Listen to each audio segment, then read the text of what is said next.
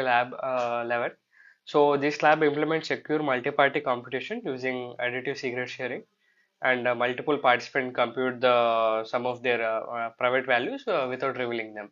And coming to the code, we can see we have imported the random. Uh, so we have the class secure multi-party computation protocol. So initially we have a constructor. So generally this class contains the core cryptographic logic, and these constructor will initialize the participants. So participants are the list of all the users, and the length of participants, which is the total number of participants, and the modulus. This modulus is used for no overflow, and which handles the negative values. And coming to the secret sharing function, so we have the share secret function which take the secret. So it will split one secret into n random shares, and we can see we have the temporary shares and the shares. Temporary shares will held all the shares. So after shuffling, we will distribute it to the shares. So initially we have generated a n minus one random shares between 1 to 50, and the last share is the private secret minus all the sum of the generated n minus one shares. So that uh, the sum of all the private shares before and the shares after will be same.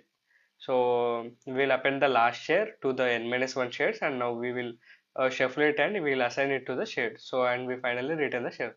So these share secrets will distribute a random amount to all the users, n minus one users, with along with the current user. So this compute partial sum will sum all the shares present with a particular user, and the reconstruct result sum all the partial sums with a different user. So we will get the final total sum. So without revealing each one's private secret, we can able to compute the whole sum. And coming to the global storage, we can see here we have the participants, which is a list of users, and we have the secrets. Secrets are the private inputs, and all shares is the shares held by that user, and the received are the shares that uh, A received, a particular user received, and partial sums are the computed sums, and finally we have the protocol, which is a SMPC object. And coming to the setup, initially we have we take the number of participants, and we take their names, and we take their private inputs, and then we go to the phase one secret sharing. So in phase one secret sharing, uh, we distribute the private shares to each and everyone in a random fashion. So we call the secret share function, which will give the uh, n random n random number. So that will be shared with all the n participants. And in phase two distribution, so the generated shares in phase one, the shares will be generated, and in phase two, all that will be generated among the participants.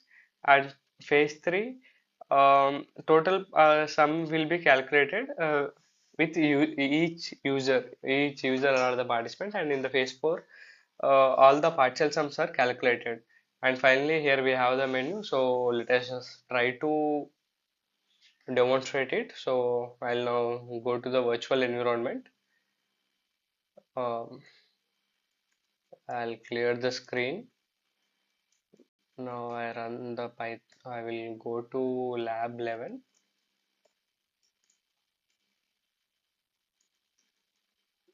I'll just list. So I'll run Python file. So here we can see the menu. So initially we have a setup participants and the inputs. So let us try to input all the given data. So we have, let us choose option one, and we have four participants, and let us take the name of all four: Alice, Bob, Charlie, and David. And let us now, it is asking for private inputs. Let us input 42, 17, let us say 100, and finally 255. So here we can clearly see uh, we are entering the number of participants and their names. So in the participant list, we can see Alice, Bob, Charlie, and David as participants, and oh, we have entered their private inputs like 42 for Alice, Bob secret is 17, Charlie's 100, and David's 255. Now let us try to run the phase one secret sharing. So if I try to run secret sharing, so Alice secret is 42, but the generated shares are 32, 6, 19, and uh, to avoid the negative overflow or the negative integer, so we use the modulo, so we are getting a very large number. uh, so for each shades will be we are distributing among all others. And now let us calculate the shade distribution, so we can see clearly. So Alice receives 14 from Bob, 26 from Charlie, 19 from David, and Alice itself has 32. So finally 32, 14, 26, and 19. Now let's try to calculate the partial sum. Partial sum calculates total number of secrets here with each after share distribution. So if I try to calculate the partial sum, I'll enter type 4, and you can see we have 32, 14, 26, 19. So we have 91. So each computes partial sum. Each participant will compute partial sum. And finally, for the reconstruction, we compute all users partial sum. So when I type phase 4 reconstruction, so you can see we have computed all the partial sums, and the final sum is equals to expected sum. So this is the correct secure multi protocol computation. So now let us try to run complete protocol with random users, and let's see how it works. So the private inputs are 254, 23, 483, 55, 34. So now we can see we have entered randomly, but it is calculating everything in the exact fraction.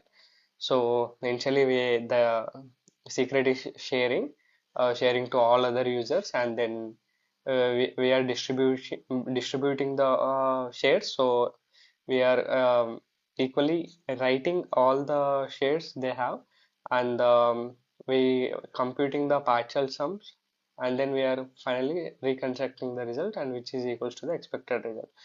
So finally this is the overall